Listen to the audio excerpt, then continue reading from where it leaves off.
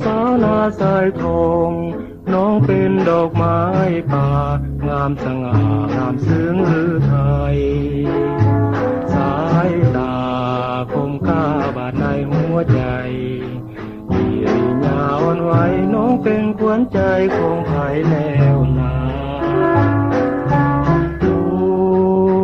สาวนาสายทองผิวขาวงามพุดพองขอหักน้องสาวบ้านนาหมายใจหมายไว้แน่ไหนราจากเวียงจันทร์ซอกหายดันดนมาเพื่อหวังไมตรีโอ้นวลน้อ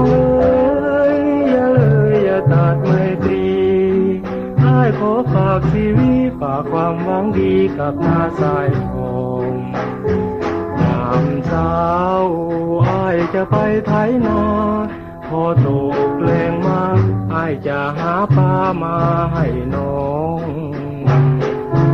โอ้สาวนาสายทองขอน้องจงเอ็นดูให้อ้ายอยู่เป็นคู่เคียงคง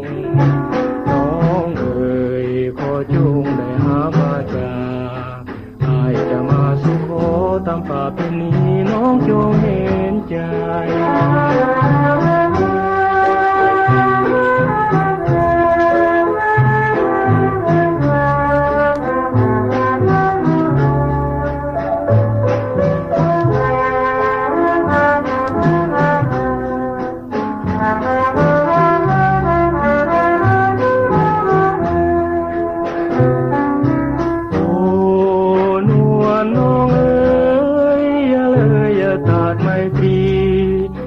ขอฝากชีวิตฝากความหวังดีกับนาสายทองยามเช้าอ้ายจะไปไถนาพอตกแรงมาอ้ายจะหาปลามาให้น้องโอ้สาวนาสายทองขอน้องจงเอ็นดูให้อ้ายอยู่เป็นคู่เคียงคง